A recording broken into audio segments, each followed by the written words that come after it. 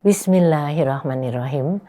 Assalamualaikum warahmatullahi wabarakatuh. Ikhwan akhwat rahimakumullah. Bersyukur sekali hari ini kita dapat bersama-sama di acara Bincang Komunikasi yang mudah-mudahan membuat kita semakin mahir.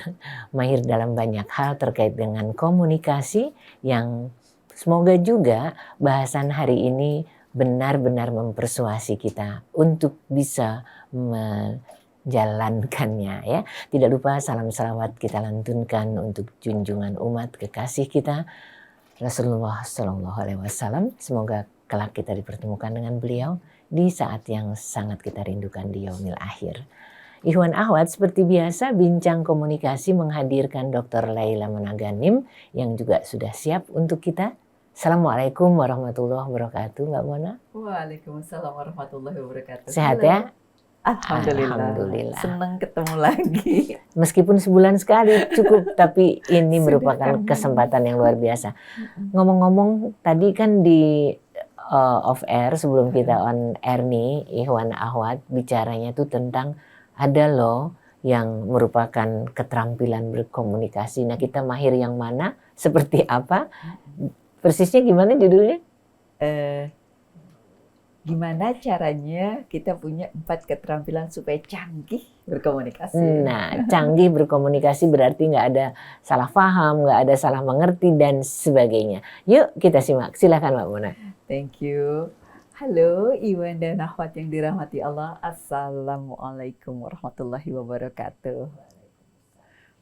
Hari ini kita ngobrolin tentang 4 keterampilan penting banget buat bertahan hidup, yaitu keterampilan komunikasi. Ada 4. Yang pertama adalah mendengarkan, 2 ngomong, 3 membaca, 4 menulis. Nah, canggih banget, keren banget kalau kita punya 4-empatnya dalam kehidupan kita. Yuk kita bahas satu-satu ya.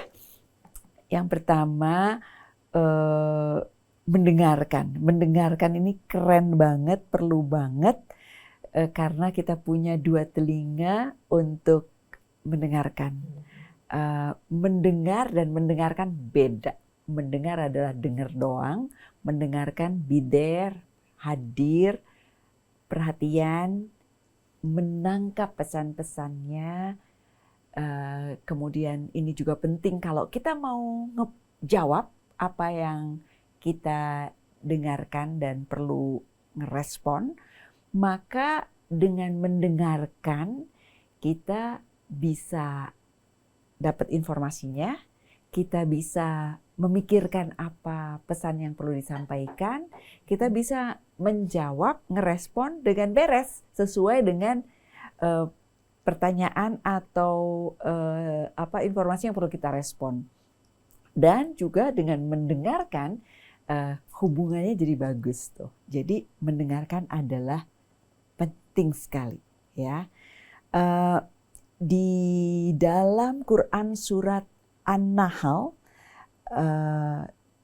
dan Allah telah mengeluarkan kamu dari perut ibumu tanpa mengetahui sesuatu pun, nggak ngerti apa-apa. Dia ciptakan untukmu pendengaran, penglihatan, dan hati agar kamu menjadi orang-orang yang bersyukur. Jadi dengan kita punya pendengaran, punya penglihatan, dan hati, itu bikin kita jadi bersyukur. So, gimana caranya? Yuk manfaatkan ini dan jadi pendengar yang bagus. Ini untungnya banyak sekali. Mendengarkan itu perlu punya kecerdasan loh. Jadi banyak orang yang lebih suka ngomong atau debat daripada dengerin gitu. Dan ini keterampilan yang paling besar di dalam kehidupan kita. Sekitar 42%. Ini pernah ada sebuah kajian ya, berapa persen mendengarkan itu 42%. 32% itu bicara gitu ya, jadi 74% dua-duanya itu. Kemudian membaca dan menulis. Menulis paling sedikit ya. Jadi memang mendengarkan itu penting. Mendengarkan itu penting untuk kita miliki karena dengan mendengarkan kita benar-benar jadi tahu apa sih pesan utamanya, dan itu kita jadi belajar banyak itu dari mendengarkan, begitu ya. Masih ingat bagaimana Nabi Ibrahim alaihissalam yang dengerin anaknya ya, ketika mendapat perintah dari Allah Subhanahu wa taala, dia dengerin dulu pendapat anaknya. Gimana pendapat kamu gitu ya, ketika saya mendapatkan perintah dari Allah. Dan mendengarkan itu keren banget. Jadi kita juga belajar bahwa orang tua pun perlu mendengarkan anaknya. Ini adalah sebuah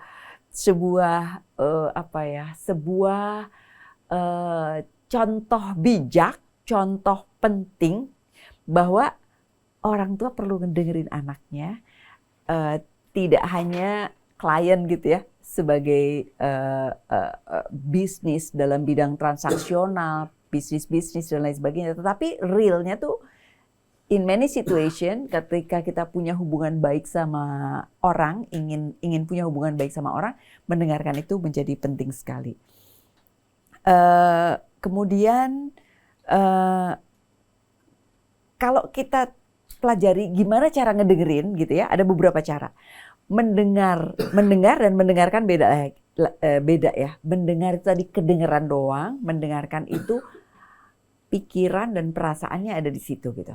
Matanya bisa melihat ke orang yang kita ajak ngomong, kemudian fokus pikirannya hadir gitu ya, nggak kemana-mana gitu. Kemudian kita juga bisa pakai respon oke, gitu ya, sehingga kelihatan mendengarkan dan kelihatan seperti orang mendengarkan gitu. Nggak cuman yang penting dengerin gitu ya, tapi dengerin dan kelihatan kayak dengerin gitu ya.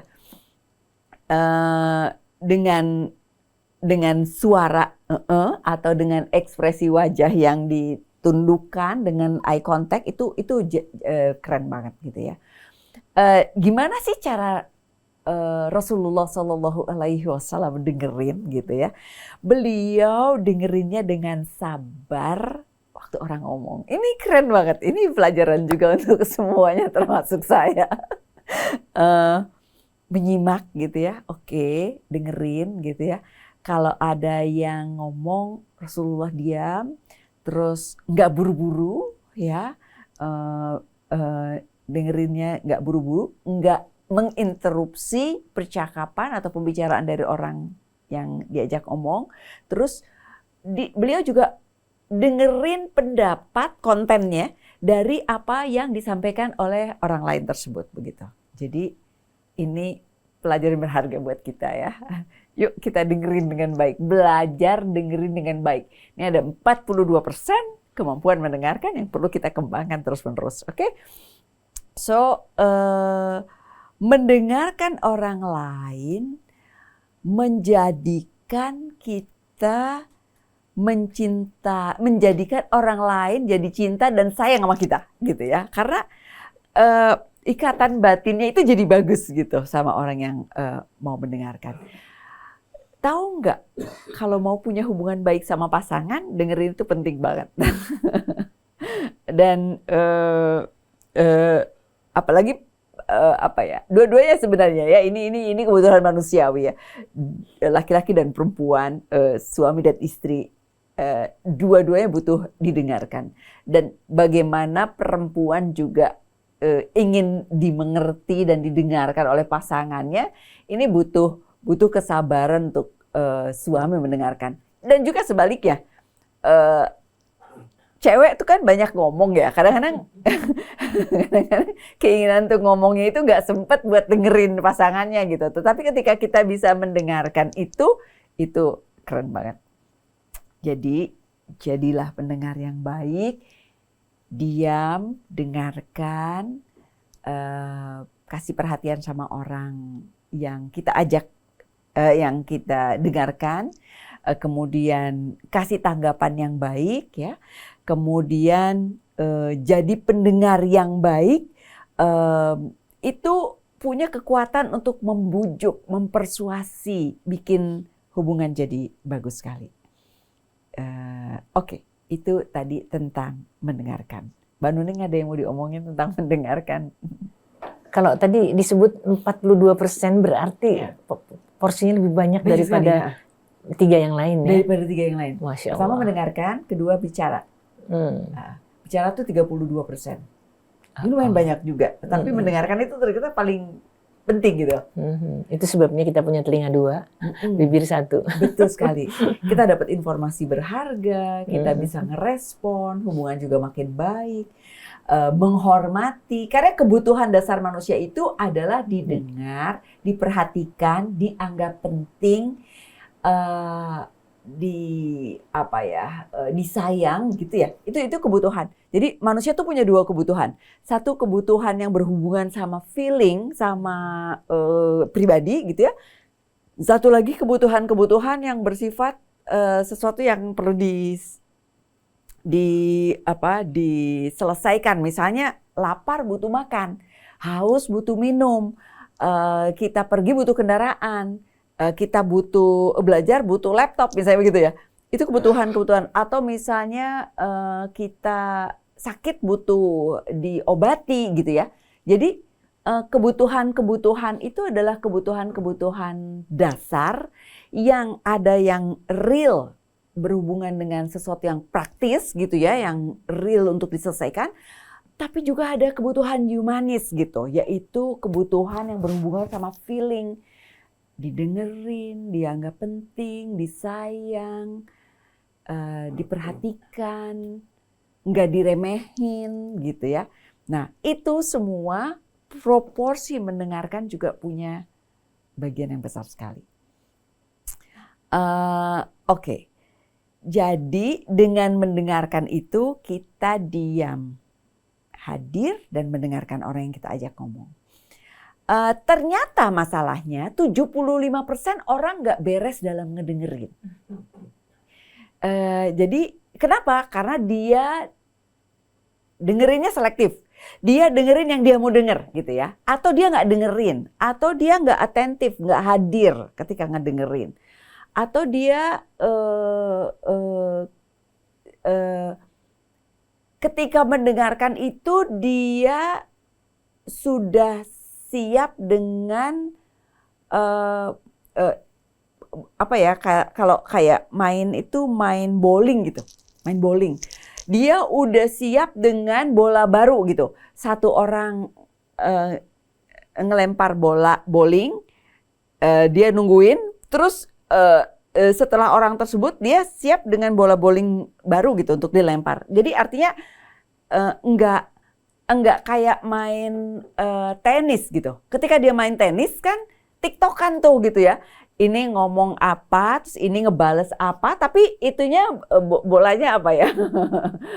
Bolanya sama gitu, yang tik tik tik tik gitu ya. Tapi kalau yang cara berpikir bowling tadi, ngambil satu bola, cekrek, dia ngambil lagi isu baru lagi, cekrek lagi, jadi nggak hadir, nggak ada tiktokan di situ. Nah itu dia. Pikiran kita nggak sepenuhnya ada di sana. Dan itu adalah jadi hambatan-hambatan dalam mendengarkan. Sibuk dengan diri sendiri, sibuk dengan masalah eksternal yang ada di kepalanya, atau masalah internal yang ada di kepalanya. Atau dengerin yang dia mau denger. Saya mau dengerinnya ini. Nggak dengar secara keseluruhan gitu ya.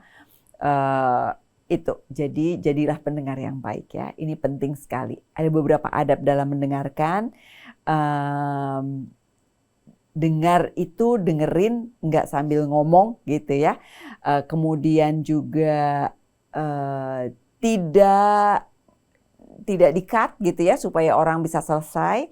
Terus wajahnya ada ke sana ke orang tersebut. Terus tidak menampakkan sikap yang berbeda gitu ya. Meskipun misalnya gini, kita udah tahu tentang itu, kalau bisa udah sabar dulu dengerin gitu ya. Ini challenge juga untuk beberapa orang.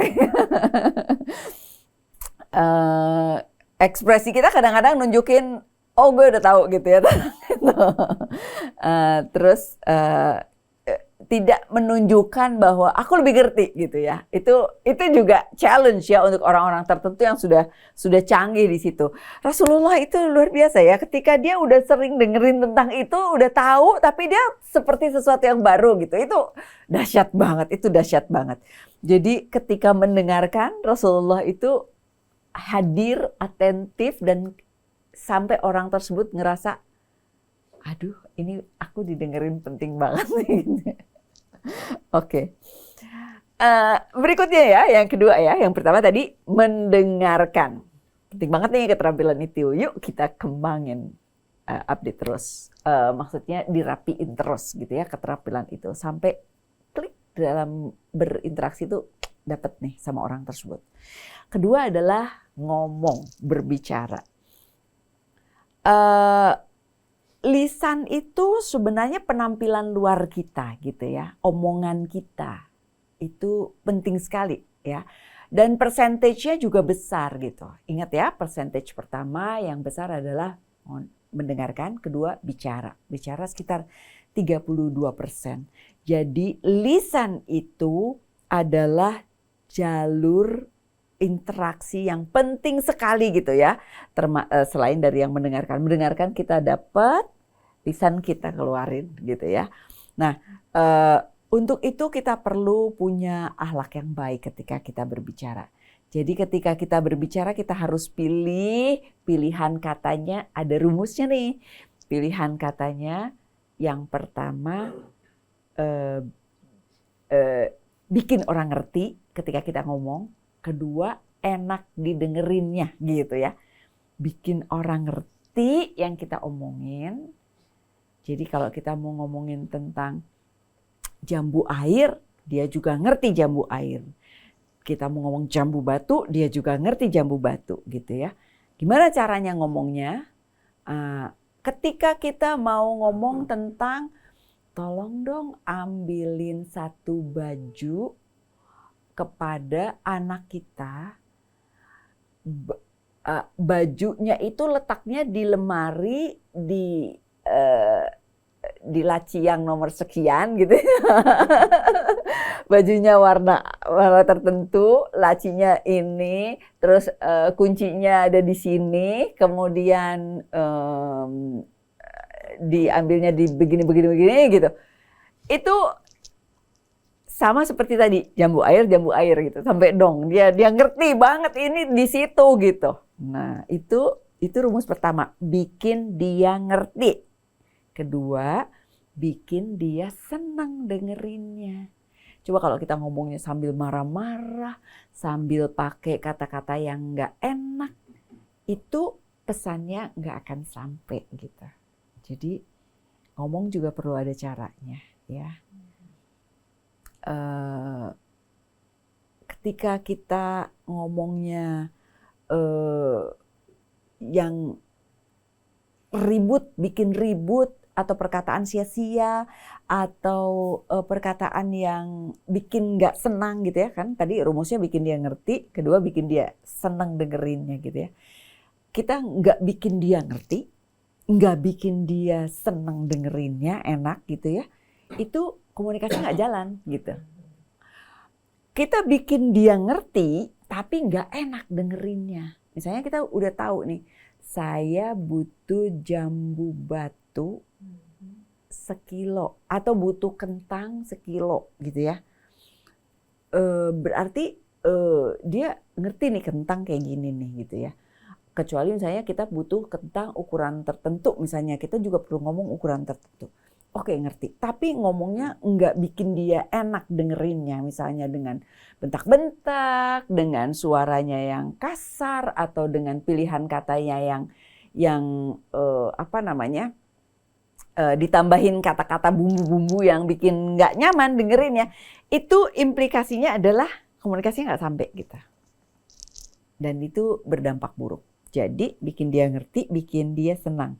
Senang doang nih, aduh sayangku, tolong dong, aku butuh kentang, misalnya gitu ya. Udah, aku butuh kentang. Tapi nggak ada penjelasan jumlahnya, nggak ada penjelasan saya butuhnya sekarang, atau bisa jadi nanti nggak sampai si kentangnya itu pada jam yang kita butuhkan gitu. Jadi artinya nggak sama makna. Jadi komunikasi itu sama makna. Di kepala saya jambu air, di kepala dia jambu air. Di kepala saya jambu batu, di kepala dia jambu batu gitu. Butuhnya kentang ya kentang sampainya, jumlahnya segini dan lain sebagainya. Ketika tidak sampai seperti yang kita harapkan, yang ada di kepala kita, berarti bisa aja dia nggak ngerti. Mungkin kita ngomongnya nggak bikin dia ngerti. Atau mungkin kita ngomongnya nggak bikin dia senang. Jadi dua rumus ini bersatu. Ngerti tapi nggak senang nggak jadi. Senang tapi nggak ngerti nggak jadi juga gitu ya. Nggak ngerti nggak senang nggak jadi apalagi gitu ya. Jadi dua-duanya ini perlu satu. Anything mau dikomen Mbak Nuneng? Kalau mendengarkan yang nggak dengan hati, maksudnya dengerin cuma pakai telinga itu tampak di pandangan mata kah? Atau di respon singkat seperti oh ya, gitu, itu perlu banget untuk menunjukkan bahwa kita dengerin. Jadi ini yang mendengarkan ya. Ketika kita mendengarkan, ketika kita kasih respon itu akan memudahkan orang yang kita dengerin happy dan dia juga merasa dia dimengerti gitu ya. Kalau reaksi kita oke, terus misalnya cureng atau gimana, itu juga sebenarnya reaksi yang kita sampaikan kepada dia bahwa aku belum mengerti. Mudah-mudahan dia bisa ngerespon tertentu. Yang bagus adalah ketika kita mendengarkan, kita juga ngerespon oke, maksudnya kentang ya. Oh jadi dijelaskan sedikit. Ditambahin, itu juga akan lebih supaya dialognya juga jadi gitu. Ya. Makanya ketika kita berkomunikasi, kita juga perlu memastikan, mengkonfirmasi dia ngerti apa enggak gitu. Dan itu perlu dilakukan setelah sekian menit atau sekian apa gitu ya? Iya, atau di dalam pada saat percakapan ini sesuatu yang kompleks nih. Ini kita tahu nih, ini ketika kita jadi, intinya gini Mbak Nuning, ketika kita jadi pendengar, jadilah pendengar aktif. Ketika kita jadi pembicara aktif, memastikan bahwa dia paham. Ketika kita jadi pendengar, kita memastikan bahwa kita kalau nggak ngerti kita confirm, kita juga aktif gitu, mengkonfirmasi. Jadi pasti nanti nggak ada salah dengar ya kalau udah seperti itu ya. Meskipun ikhwan akhwat kebanyakan dari kita tuh kalau dengerin diam itu kayaknya sih dengerin banget, tapi mungkin juga nggak masuk semuanya ya kalau diam saja. Terus kalau seandainya Mbak Mona yang sering terjadi itu kan dia jelasin untuk X, Y, Z, dia dari A terus panjang nggak sampai-sampai. Itu bagi kita yang bicara tidak menarik atau nggak apa-apa? Kita sebagai pendengar ya? Atau kita dengerin nih, tapi kok ini panjang banget sih ya, udah tahu intinya aja kenapa sih, kan kebanyakan orang seperti itu. Nah ini kita yang bicara taunya kalau jangan seperti itu, dilihat dari tanda-tanda apa? Sorry, saya belum paham. Gimana maksudnya? Mbak Mona ngomong panjang lebar, aku nggak sabar. Biar Mbak Mona tahu kalau aku nggak sabar. Itu apa yang harus ditunjukkan oleh yang Iya, mungkin dia bisa bereaksi ya. Oh oke. Terus gitu ya. Terus ininya gimana? Guided aja juga bisa kita lakukan. Iya, karena kebanyakan pertanyaan dari beberapa teman-teman tuh ikhwan akhwat, ngomongnya panjang lebar amat sih itu ya. Iya. Ya, okay. Aku mau nambahin ya Mbak Nuning, ini kejadian dengan anak saya. Anak saya bilang sesuatu yang saya tidak dengar. Jadi menurut anak saya dia sudah menyampaikannya. Jadi dia menyampaikannya yang menurut dia sudah sampaikan. Saya sendiri tidak mendengar, nggak dengar, nggak dong gitu. Dan dia tidak memastikan apakah saya udah clear apa enggak tentang itu gitu. Menurut dia sudah sampaikan. Menurut saya nggak dengar gitu. Nah, akhirnya pada satu kesempatan di mana itu menjadi satu bahasan, Dia bilang, saya udah sampai ini. Saya bilang, saya nggak dengar. Saya bilang, pastiin kalau saya ngerti gitu. Makanya sebagai penyampai pesan, dia perlu memastikan bahwa yang disampaikan dipahami. bahwa yang disampaikan saya pahami. Ketika kita menjadi pendengar, kan semuanya dimulai dari saya, titik ya. Ketika saya sebagai pendengar, saya perlu memastikan saya ngerti yang diomongin, ya kan? Ketika saya sebagai pembicara, saya perlu memastikan yang mendengarkan ngerti. Paham. Nah, karena saya tadi nggak denger nih, nggak denger Yang disampaikan maksudnya, gitu anak ya. tadi. Sementara dia, yang penting saya udah ngomong. Saya ngomong jauh-jauh juga di jaraknya jauh dan nggak kedengeran juga. Yang penting saya udah ngomong. Itu tantangan juga. Iya, betul. Kadang-kadang ada beberapa informasi yang ya ada dalam kehidupan sehari-hari kita itu keributannya itu gara-gara komunikasi itu sangat sering gitu. Simpel banget padahal ya, Simple bicara dengar cuma dua itu Betul. aja ya. Betul banget. Iya. Dan itu kunci banget itu dalam interaksi. Pastiin dia dengar dan pastiin yang ketika kita menyampaikan pesan bikin dia ngerti, enak kedengarannya gitu. Itu penting banget. Iya. Jadi kalau tadi Mbak Mona bilang aku nggak dong yang dimaksud adalah faham. Ikhwan Akhwat, bahasa Jawa deh kalau nggak salah ya. Oke, lanjut. Oke, baiklah. Jadi Rasulullah Shallallahu Alaihi Wasallam bilang kalau bisa ngomong bagus, Ngomong bagus. kalau nggak diem gitu ya. Nah, saya coba interpretasi si ngomong bagus itu adalah balik lagi tadi ya, bikin ngerti dan enak kedengerannya gitu ya. Ini penting. Termasuk nggak bertele-tele gitu. Betul. Oke. Betul. Kebaikan kita itu tergantung juga pada lisan kita. Jadi lisan itu penting sekali untuk kita perhatikan ya. Dan sudahkah kita berhenti sejenak dan berpikir akan dampak dari perkataan yang kita keluarkan? Nah, itu juga penting ya. Jadi kalau ngomong dipikir dulu. Karena jangan sampai bikin orang nggak nyaman gitu ya. Termasuk menjaga lisan di medsos gitu ya. Itu tantangan baru ya. Tapi teman-teman semua, diam juga tidak sepenuhnya bagus. Ketika memang perlu untuk kita sampaikan, ya kita sampaikan gitu ya.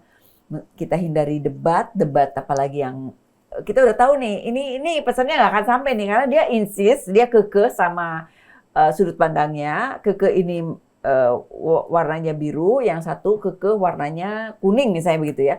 Jadi ya nggak jalan gitu. Jadi udahlah, baiklah, menurut saya ini kuning, menurut Anda ini biru. Udah, oke, thank you gitu. Udah, nggak usah dibahas gitu. Tapi itu perlu pernyataan ya, agar tidak berkepanjangan yang tidak nyambung. Sepakat untuk tidak sepakat nggak apa-apa juga, ya kan? Oke. Jadi memang sih lidah tak bertulang ya. Iya, betul. Oke, Mbak Nuning, anything sebelum mau disimpulkan tertentu untuk berbicara? Tadi kan mendengar, bicara, udah. Kita akan lanjut ke yang berikutnya. Gimana? Untuk dua itu, berbicara dan mendengar, kayaknya sudah cukup. Nanti kalau ada yang kurang jelas di akhir ditambahkan. Siap. Tapi terkait dengan lisan yang lidah tak bertulang tadi, memang kita harus sangat hati-hati. Seperti yang Mbak Mona bilang barusan, kebaikan kita tergantung lisan kita. Iya. Oke. Nanti pada saat berbicara itu ada beberapa gaya ngomong gitu ya. Ada gaya yang ngomongnya agresif, langsung ngomongnya seolah-olah dia merasa di atas, orang lain di bawah, itu agresif. Jadi menekankan atau juga pokoknya agresif deh gitu ya. Itu gaya ngomong ya. Kemudian pasif agresif, dia berani tapi nggak berani amat, jadi nyindir gitu ya. Yang ketiga adalah pasif, dia ngerasa di bawah. Kalau tadi dia ngerasa dia di atas gitu ya, yang agresif. Pasif agresif, dia di atas tapi nggak berani-berani amat. Yang pasif adalah yang dia ngerasa dia di bawah. Merendah, oh dia nggak setuju dia diem aja, atau juga dia nggak setuju dia ngeiyain, misalnya begitu ya. Itu juga nggak tepat. Yang tepat adalah asertif. Berani menyampaikan dengan baik, memperhatikan pikiran dan perasaan orang yang diajak berkomunikasi. Itu bagus. Jadi ngomong itu dengan baik gitu ya. Itu tadi cara-cara ngomong. Kita udah pernah bahas sebelum-sebelumnya ya. Tapi ini mau mengingatkan bahwa dari 4 keterampilan, pertama dengerin yang bagus, kedua ngomong yang bagus, ketiga adalah membaca. Penting banget untuk kita membaca. Membaca dan menulis itu juga ibadah yang keren gitu ya. Membaca itu diwahyukan bacalah gitu ya. Wahyu ini ya dari surat yang pertama adalah bacalah gitu ya. Itu sebenarnya bacalah itu juga kesadaran kita dalam berkomunikasi. Memang kebanyakan orang mendengar dan bicara itu ya, persentasenya membaca itu nggak terlalu banyak ya. Tetapi itu penting sekali. Jadi kalau mendengar kita dapat informasi, membaca juga dapat informasi gitu ya. Kalau ngomong kita menyampaikan informasi ya. Menulis kita menyampaikan informasi ya. Kalau ini spoken ngomong, kalau ini tertulis gitu ya. Jadi 4-4-nya itu penting. Iwan dan Ahwat yang dirahmati Allah, membaca itu membuka jendela dunia. Kita jadi tahu banyak hal.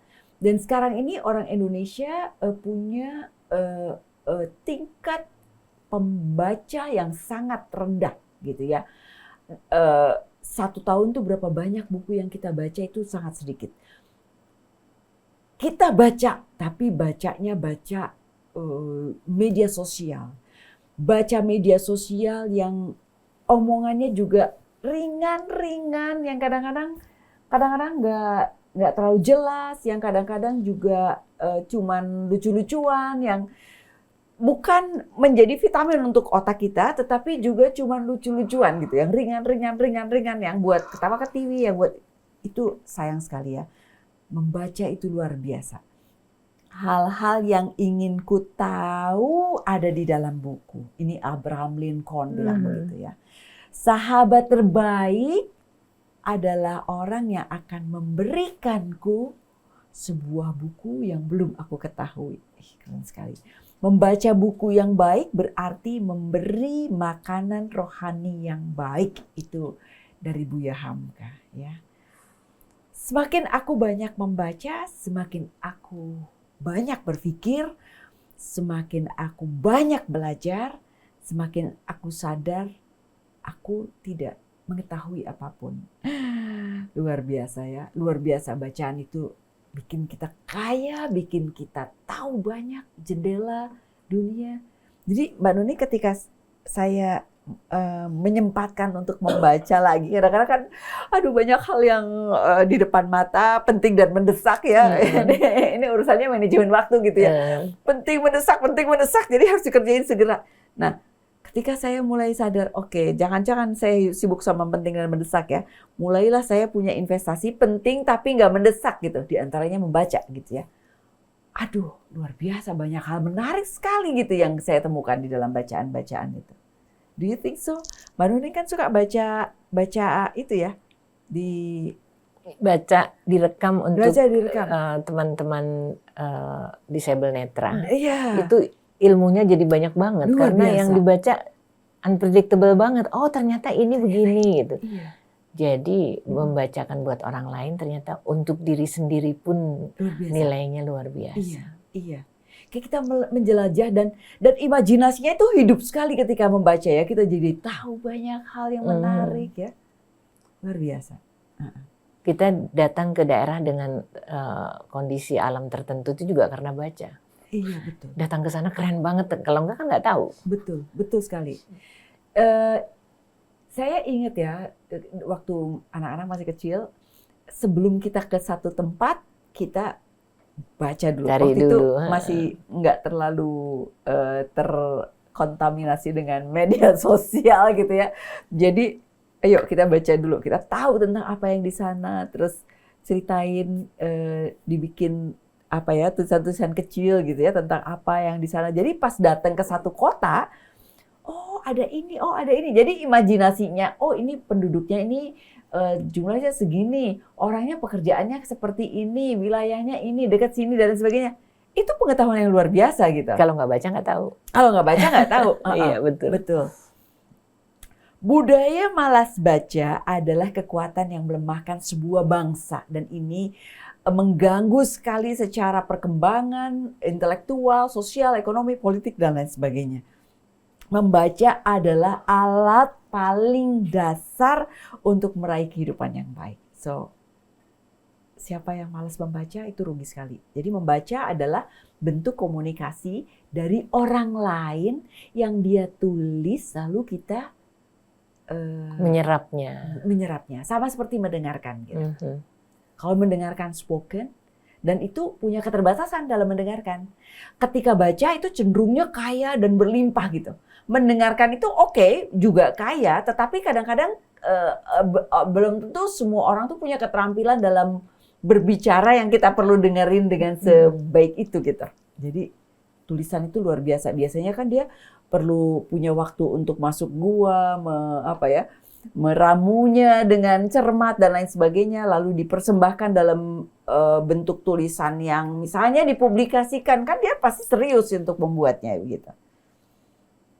Jadi manusia punya dua cara untuk belajar, yaitu dengan membaca dan satunya berkumpul dengan orang-orang yang lebih pintar. Itu kata Will Rogers. Wah, Will Rogers ngingetin manusia tuh punya cara untuk jadi keren gitu ya. Pertama baca, kedua kumpul sama orang-orang pintar, sama orang-orang hebat, sehingga kita dengerin dia. Jadi ini adalah ruang besar untuk belajar ya. Membaca penting untuk peradaban Islam, dan karya-karya luar biasa sampai sekarang ini di Islam ini adalah bentuk buku-buku yang yang kita tahu yang peradaban luar biasa dulu itu dari buku-buku gitu, dan itu penjelajahan menarik. Jadi manfaat membaca, mengumpulkan ilmu pengetahuan, kemudian juga kesempatan untuk meningkatkan dan berkonsentrasi, karena banyak orang membacanya itu dengan adanya media sosial, jadi makin cuman satu paragraf, very short. Jadi kita sebenarnya dilemahkan oleh perkembangan teknologi media sosial ini gitu ya. Maunya digitalisasi ini sebenarnya keberlimpahan, tapi bikin orang malas baca juga gitu. Scroll yang ringan, yang udah serius, pakai baca yang serius itu makin sedikit. Membaca dapat mendekatkan kita kepada Allah Subhanahu wa Ta'ala ya. Dan ini alat untuk membuka paradigma berpikir, berucap dan berperilaku. Dengan membaca, potensi diri menjadi dilentingkan, menjadi bisa melihat banyak hal baru, terpacu, terdorong untuk menjadi orang yang lebih baik, untuk menjadi orang yang maju, luar biasa ya. Jadi membaca menjadikan manusia mau berubah lebih baik dan membentuk manusia sebagai pelaku sejarah. Satu lagi Mbak Nuning ya, yaitu menulis. Oke.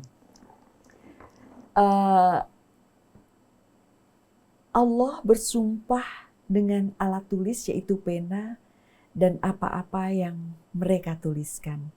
Jadi luar biasa ya. Nun demi kalam dan apa yang mereka tulis. Luar biasa.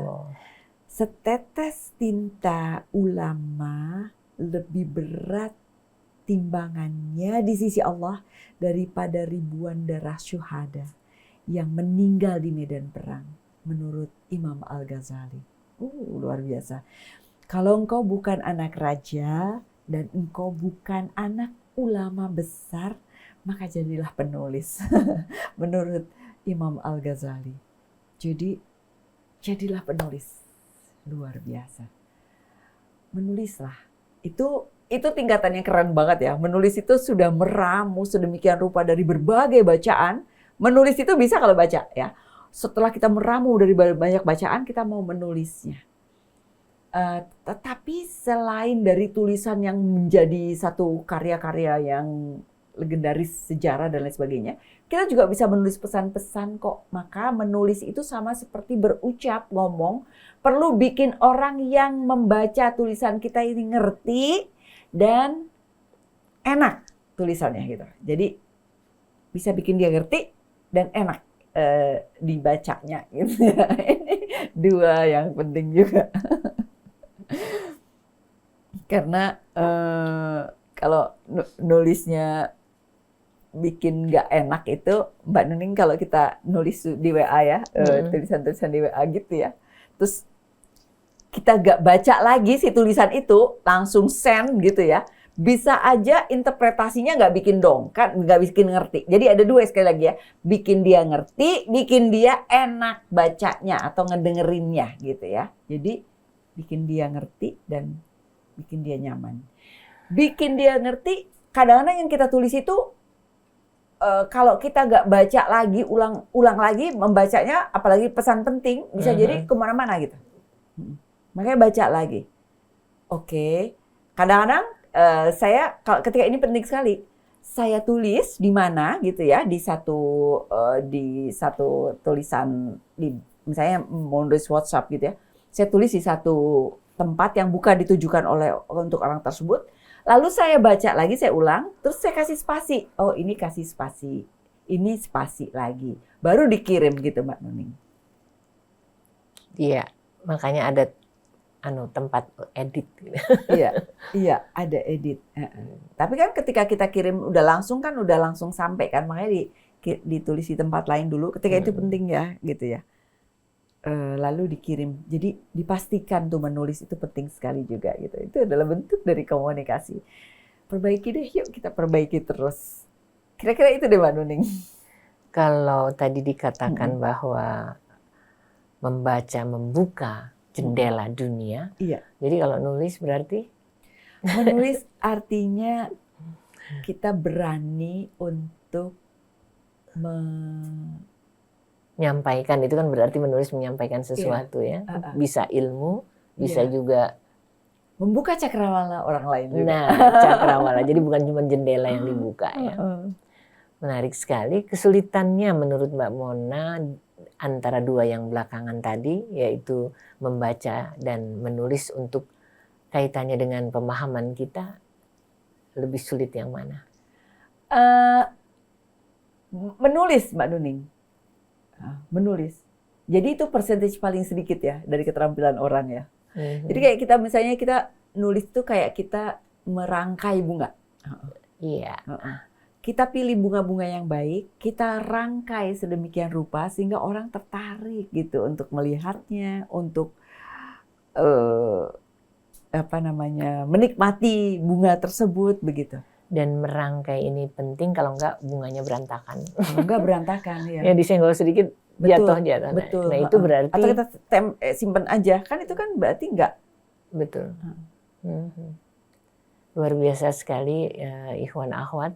Kalau tadi kemampuan mendengar, kemampuan berbicara sudah paham banget. Nah sekarang ketika kita membaca memperkaya kita karena membuka jendela dunia, apa yang kita baca bisa dong ditulis. Iya. Oh iya, jelas. Karena mungkin targetnya beda. Yang kita baca adalah dari ilmuwan, kita menuliskannya kembali untuk anak-anak muda. Segmen tertentu, ya itu. betul. Menulis itu modalnya baca, Mbak Nuning. Tanpa baca nggak bisa nulis. Iya, menurut saya begitu deh. Kalau mau nulis yang bagus, harus baca. Sehingga kita jadi meramu-ramu dari berbagai sudut pandang, lalu kita lihat dari sudut pandang kita, lalu kita tulis. Itu cakep banget ketika kita bisa berkontribusi untuk kemajuan orang lain melalui tulisan, nggak cuma dari ngomong ya kan? Meskipun cuma resep makanan. Iya. Itu Itu kan membantu banget. Buktinya kita bisa ke Sangat. dapur, bisa masak kan gara-gara baca kan. itu aku. Kayaknya semua perempuan deh. Gitu ya. Iya, iya. Kalau lagi mau masak, bentar ya. Apa ya? Buka-buka, lihat-lihat. Bahkan ketika zaman sekarang ini, sebetulnya ini di mix dengan ini berbahaya nggak sih? Itu tinggal klik ya. Nah, itu kalau kita mau menuliskannya juga boleh dalam Iya. buku kecil misalnya, petunjuk singkat untuk bla bla bla gitu. Kita bisa ramu. Sekarang ini media komunikasi luar biasa ya. Jadi kita bisa ramu satu gagasan dalam bentuk bacaan-bacaan, lalu kita tulis frase lagi, ditulis lagi dalam bentuk yang lebih mudah untuk konsumen kita atau orang yang kita ajak ngomong. Oh, ini buat anak SD, berarti kita Dengan sedemikian bahasa mereka. betul. Target pembacanya siapa, target yang mau dengerin omongan kita siapa, itu pilihan diksinya juga penting banget. Betul, ya, jadi. betul. Bahasanya penting untuk bikin dia ngerti, bikin dia enak dengerinnya. Tertarik itu ya. dia, rumusnya itu. Soalnya beberapa orang mengatakan, aduh bahasanya KBBI banget, bete gitu ya. Meskipun KBBI betul, tapi banget. kenapa jadi bete? Betul.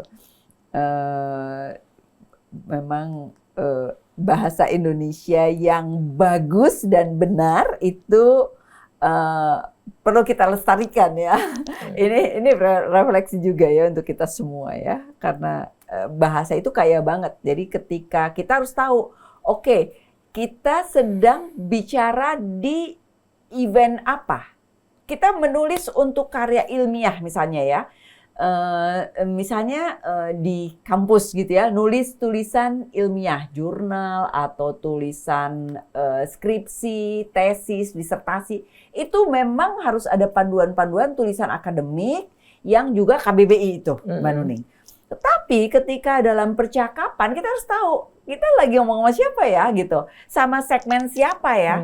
Ketika kita ngomong sama anak TK, kita perlu nyesuaiin sama bahasa yang anak TK itu bisa ngertiin gitu. Yeah. Dan kalau kita pakai bahasa formal, bahasa yang yang sangat baku, mungkin belum tentu tepat untuk segmen tertentu gitu. Jadi ya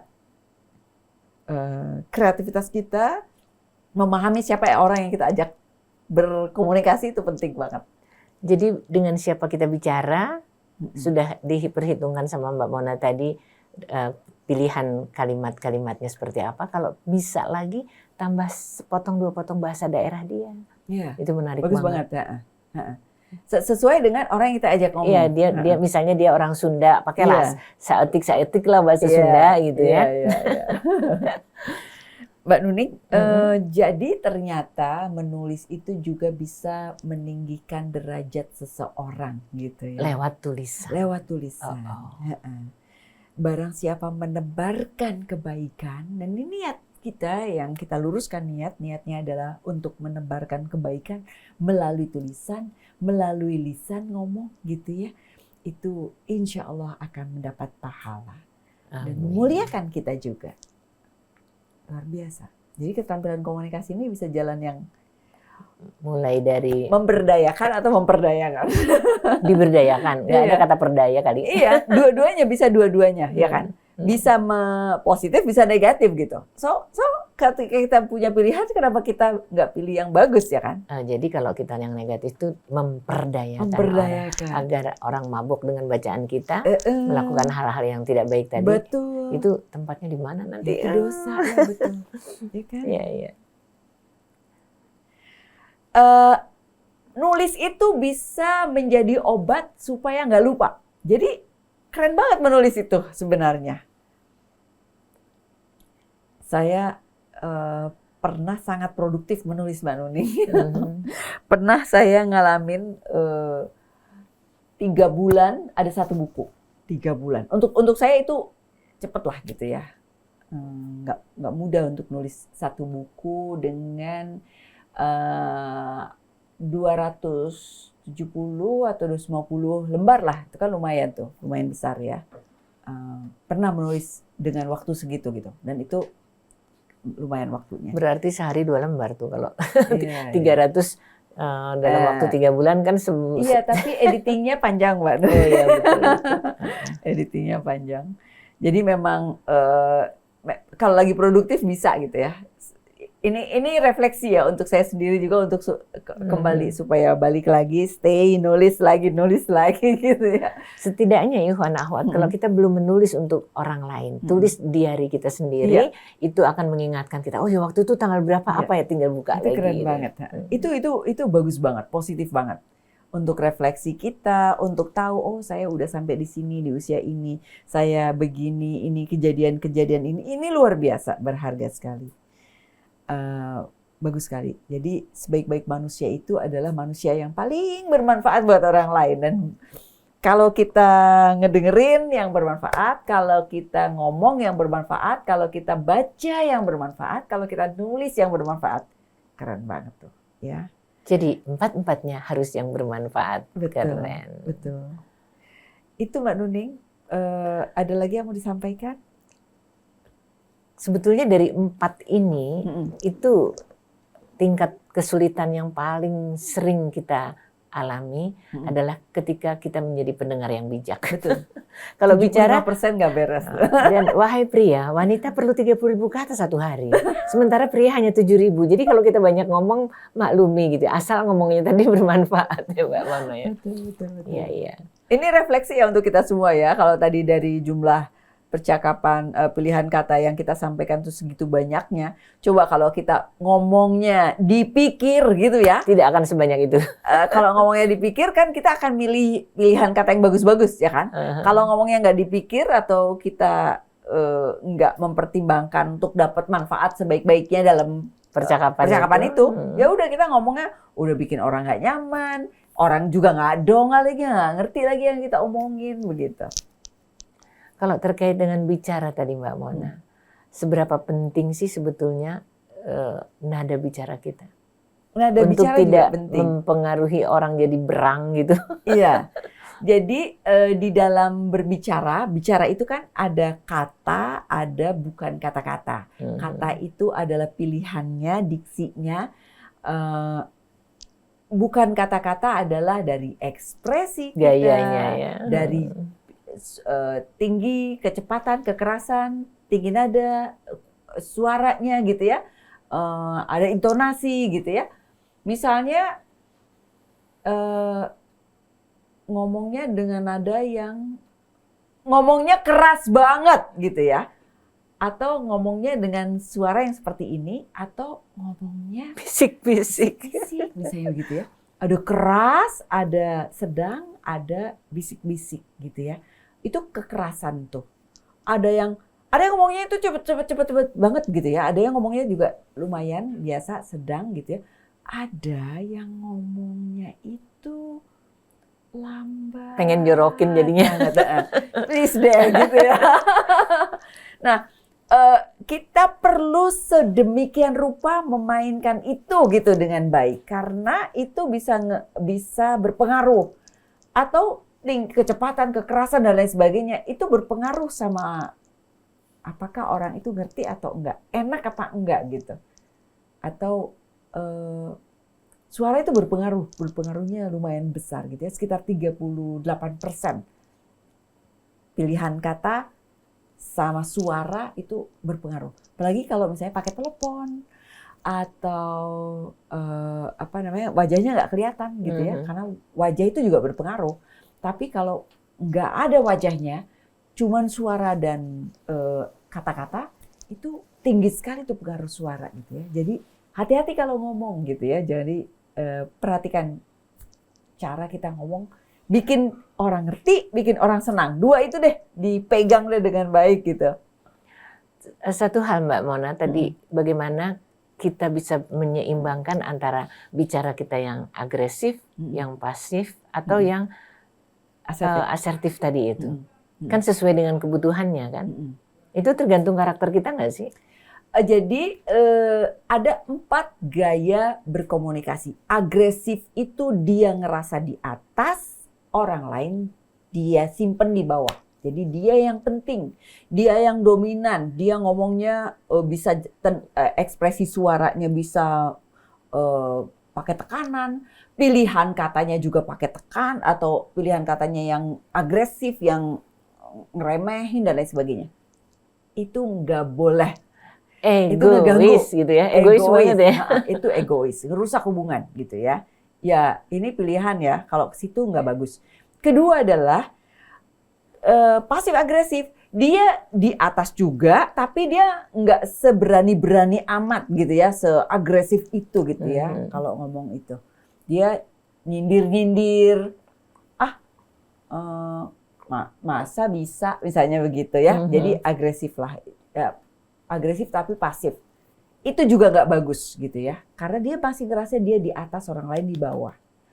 Yang bagus adalah yang di sini. Yang satu lagi yang nggak bagus adalah yang dia ngerasa di bawah. Jadi nerimo orang lain menempatkan dia di atas, menempatkan orang tersebut di atas dia, merendahkan diri, nerimo, merendah, nggak ngerti, nggak berani ngomong, nggak ngerti, nggak berani nanya, itu pasif tuh gitu, itu nggak bagus. Yang bagus adalah yang asertif, berani menyampaikan, merasa diri sama dengan orang lain. Meskipun kita juga tahu diri, ini posisinya siapa, ini usianya berapa, ini seperti apa dan lain sebagainya, itu juga kita perlu perhatikan tentang budaya itu. Tetapi kita tidak merasa rendah diri, kita merasa kita rendah hati boleh, tapi nggak rendah diri gitu, nggak minder, nggak ngerasa lebih di bawah orang lain. Ini hubungannya sama kepribadian seseorang. Dan hubungannya sama cara dia melihat orang lain begitu. It's your choice, silakan pilih. Menurut saya sih yang paling bagus adalah yang asertif begitu. Kalau kita tetap mempertahankan itu, berarti kita udah siap untuk nggak punya hubungan baik sama orang gitu loh. Iya, dan sayangnya kita sudah hampir di penghujung waktu nih. Kira-kira closing statement agar kita bisa menjadi pembicara yang oke, pendengar yang baik, kemudian juga kita banyak membaca bukan karena sesuatu yang terpaksa, tapi karena memang kebutuhan untuk bisa menuliskan sesuatu. Kalau bisa 4-4-nya keren banget ya. Monggo. Iya. Komunikasi adalah keterampilan penting untuk bertahan hidup. Karena kita tidak pernah tidak berkomunikasi, pasti kita berkomunikasi. Jadi ketika kita berinteraksi sama orang lain, pasti kita berkomunikasi, gitu ya. Komunikasinya itu perlu 4 keterampilan dasar yang kalau kita kuasain keren banget. Mendengarkan, membaca, mendengarkan, bicara, membaca, dan menulis. Yuk, upgrade terus, perbaiki diri terus, supaya kita bisa happy dan sejahtera dalam menjalani hidup kita. Semoga bermanfaat, sampai ketemu lagi. Terima kasih. Wassalamualaikum warahmatullahi wabarakatuh. Waalaikumsalam warahmatullahi wabarakatuh. Mbak Mona, terima kasih banyak. Dan untuk ikhwan akhwat yang bersama acara Bincang Komunikasi, mudah-mudahan benar-benar ya kita mampu untuk mewujudkan bahwa kebaikan seseorang tergantung pada lisannya. Memang lidah tidak bertulang. Sekali lagi terima kasih Mbak Mona. Billahi taufiq wal hidayah. Wassalamualaikum warahmatullahi wabarakatuh.